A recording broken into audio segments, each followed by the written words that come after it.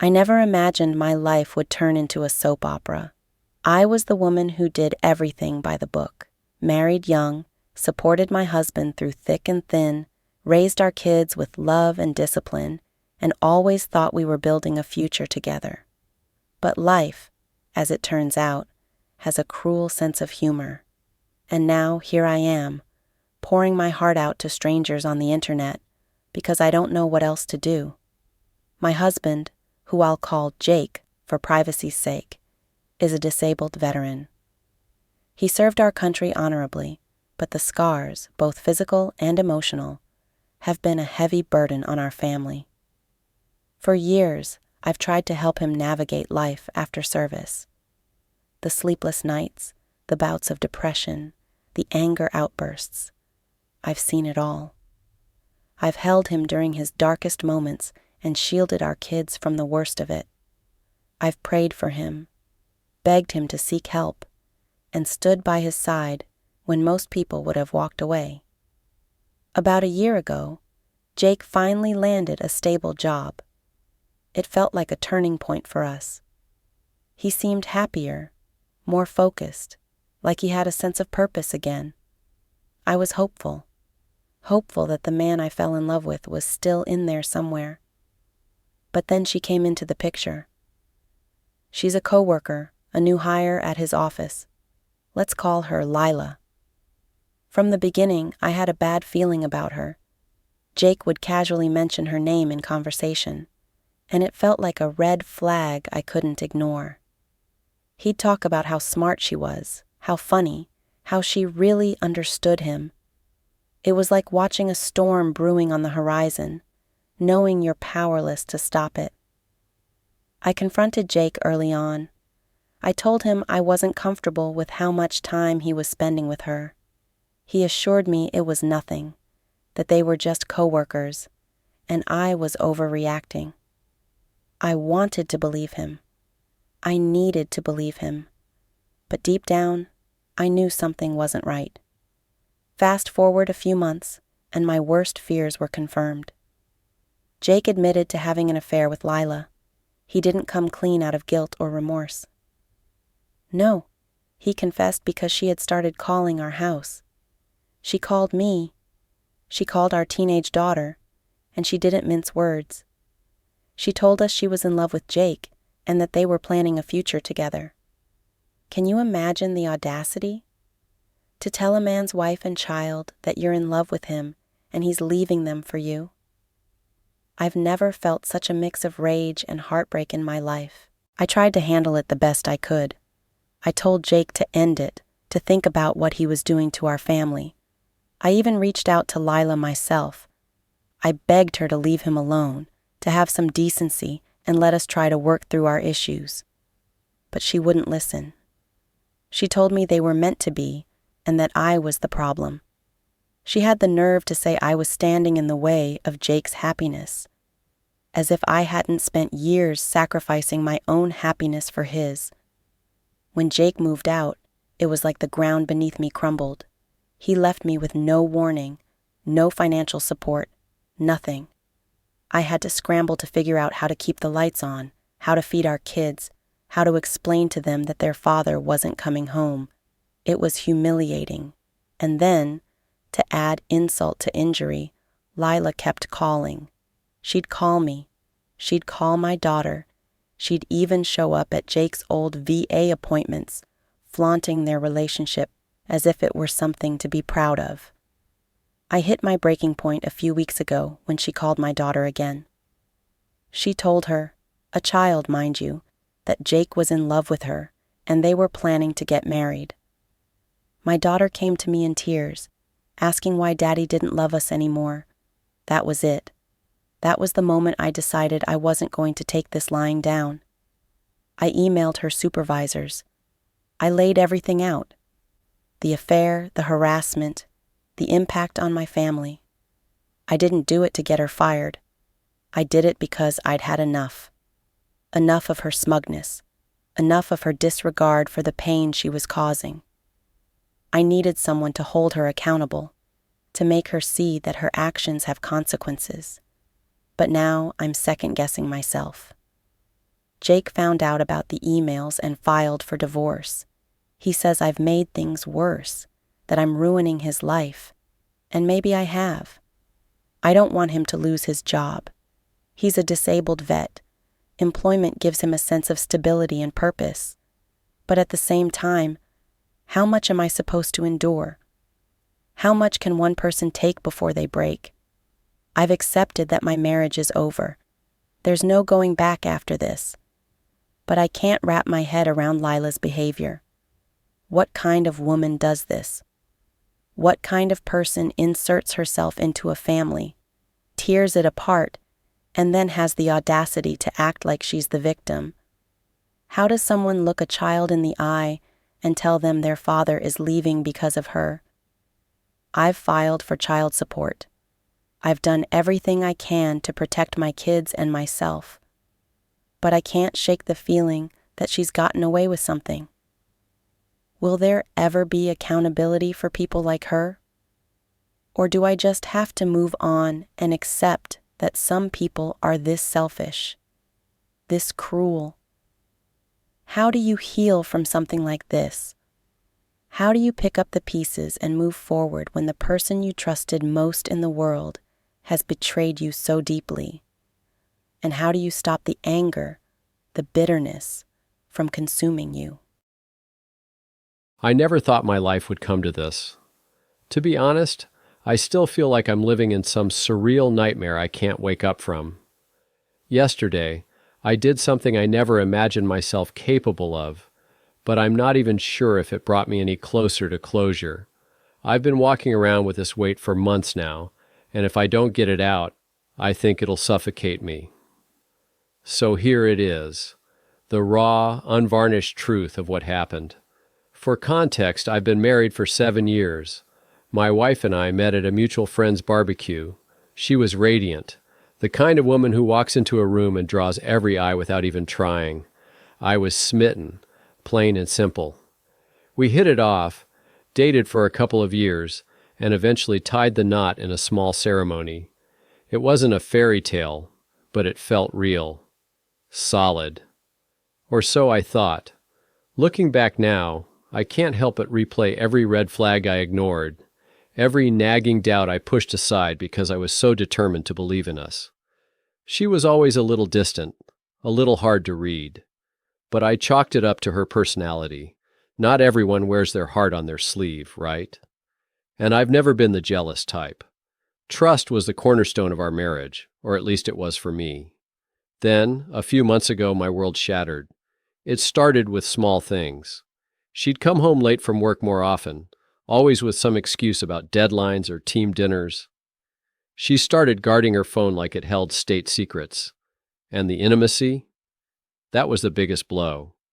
We went from being close, physically, emotionally, to living like roommates who barely spoke. When I finally confronted her, she laughed it off, told me I was imagining things. But something in her eyes betrayed her. The night I found out will haunt me forever. She had gone out with friends, or so she said. I was home, restless, unable to shake the feeling that something was off. I went to grab my phone charger from her car, a mundane, everyday thing, and that's when I found it. Her work bag, half open with a receipt from a hotel tucked inside. My hands were shaking as I unfolded it. The date was from that very night. I can't even describe the rage, the hurt, the betrayal that washed over me in that moment. I took a picture of the receipt, went inside, and waited. When she came home hours later, I'd calmed down just enough to play it cool. But the next morning, while she was in the shower, I went through her phone. I've never done that before, and I hated myself for it even as I did it. But the things I found... God, I wish I hadn't looked. There were texts, hundreds of them, not just with one man but several.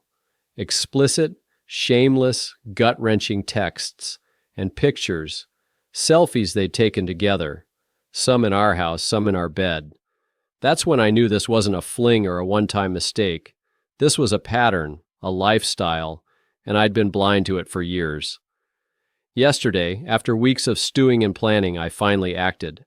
I rented a truck, changed the locks on our house, and packed up all her belongings. A few close friends helped me, friends who knew the truth and were just as angry as I was. We loaded up everything she'd touched, everything she'd defiled with her lies.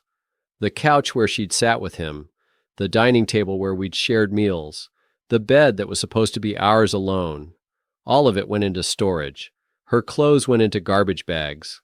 I'll admit, I was tempted to mix her dirty laundry with the clean just out of spite, but my friends stopped me. They said I'd regret it later. Once the house was emptied of her presence, I went to her workplace. I brought flowers and chocolates, trying to play the doting husband one last time. Her coworkers cooed and gushed about how sweet I was. She looked genuinely happy, which almost made me second-guess myself. Almost. I kissed her goodbye, told her not to make plans for the evening, and walked out. On my way out, I passed her boss. The man I discovered was one of her lovers. Let's call him Tom. I gave him a big smile, called him by name, and walked away. He had no idea what was coming. At 2 p.m., a deputy served her divorce papers at work. At the same time, I was standing on Tom's front lawn, taking a selfie to send him. His wife answered the door. She recognized me from company events and looked confused. I told her everything, showed her the proof. She slapped me so hard I saw stars, but I didn't blame her. She deserved to know the truth just like I did. By the time my wife came home to collect her things, the locks were changed, and I had deputies standing by to keep the peace. She tried everything: tears, apologies, promises to change. When that didn't work, she turned to anger, shouting about how I had no right to kick her out of our home. I stayed calm, handed her my lawyer's card, and told her all communication would go through him. When she punched me, the deputies restrained her, and I declined to press charges. I just wanted her gone. Now, here I am, sitting in this empty house that doesn't feel like home anymore. My phone won't stop buzzing with calls and texts from mutual friends, people who think they can fix this, mediate somehow. I've ignored them all. I'm cutting ties, going no contact with everyone who knew and said nothing. And the worst part? Finding out that some of them, people I considered friends, knew about her affairs from the beginning. They'd kept her secrets, protected her lies, and left me in the dark. I've been crying more than I care to admit. I'm not a crier, never have been, but this has broken me in ways I didn't know were possible. I haven't even told my son yet. He never liked her much. But how do you explain something like this to a child? How do you explain that the person you trusted most in the world betrayed you? So here I am, pouring my heart out to strangers on the internet because I don't know where else to turn. Was I wrong to expose her like that? To tell her lover's wife the truth? Part of me feels like I've stooped to her level, like I've become the villain in my own story. But another part of me thinks she deserved it. They all did. What would you have done in my shoes? It's taken me years to find the courage to write this. My heart feels like it's been stitched together with barbed wire, and I'm terrified of unraveling it in front of strangers. But maybe that's the point, right? Maybe spilling it out here is the only way to finally start feeling whole. I'm 24 now, and looking back, I can't remember a time when betrayal and infidelity weren't the backdrop of my life. My earliest memories are tinged with whispers, slammed doors, and my mom's muffled cries. My dad, a man I adored, was never faithful to her. For the entire 15 years of their marriage, he cheated. It wasn't just one affair either. He had flings, one-offs, and at least one long-term relationship with the woman he's still with today.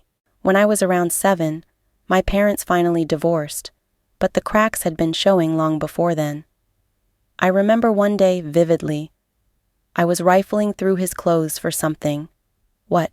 I can't even recall now. And I found a cheap, disposable phone tucked away in his jacket. The messages on it, I'll never forget them. Some were just flirty, others explicit. I was too young to understand the full weight of what I'd seen, but I knew it wasn't right. Not long after, I stumbled onto a dating site open on his computer. My dad, my hero at the time, had a whole other life. My mom bore the brunt of it all. She tried to hold it together for me, but her pain seeped through the cracks. Years later, she remarried, and I dared to hope that this man would be better for her. But history repeated itself. Her second husband cheated too, and worse, he gave her HPV, which developed into a strain that turned cancerous. I was the one holding her hand during her surgery, watching her crumble into pieces she couldn't put back together. She survived, but the betrayal and the illness scarred her in ways I don't think she'll ever fully recover from. Seeing her pain etched itself into my heart. If my mom, a woman as strong and loving as her, couldn't find loyalty, what hope did I have? When I was 15, I thought I'd found love. It was my first real relationship, and I poured every ounce of myself into it. But looking back, I can't even call it love. Abuse is a better word. He hurt me in every way, physically, emotionally, sexually. I hesitate to label it as abuse because we were both so young, and part of me wonders if he even knew what he was doing. But the pain he caused is undeniable. Over the 2 years we were together, he cheated on me with at least 8 people. 8. I've kept discovering new names even years later. One was his ex, who had always been kind to me. 4 were my friends or acquaintances. 1 had been just a random girl. And then there was her, the one he had a full-blown relationship with, while I was left hiding in the shadows. He wouldn't even walk into school with me. Instead, I had to leave 10 minutes before him so no one would see us together. He told me it was easier that way. But with her, it was different. He took her on dates, posted pictures of them, introduced her to his family.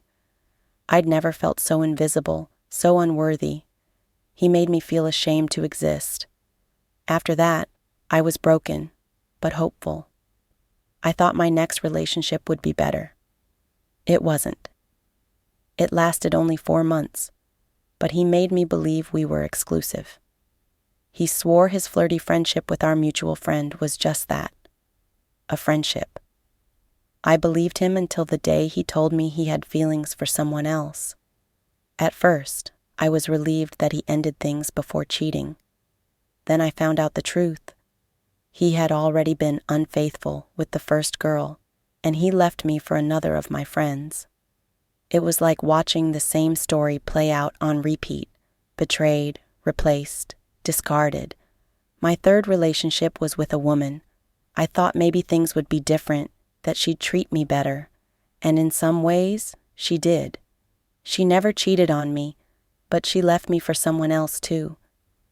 She told me she had fallen out of love and into something new. I can't even blame her, but it still tore me apart. Even outside of my relationships, infidelity seems to haunt me. My stepsister once came to me in tears, confessing she'd been cheating on her boyfriend of 8 years for the last 3. She begged me to keep her secret. I told her I wouldn't, and we haven't spoken since. It's everywhere I look. Betrayal, deceit, broken promises. It feels like a curse I can't escape. Now I'm 24 and scared to move forward. I'm starting therapy soon because I can't carry this alone anymore, but I'm terrified of repeating the same patterns, of trusting someone only to be broken again. I feel like there's something fundamentally wrong with me, like I'm doomed to be second best, replaceable, unworthy. I don't want to live like this anymore, but I don't know how to let go of the pain and fear. Have any of you been through something like this? How do you heal when the wounds run this deep? How do you learn to trust again?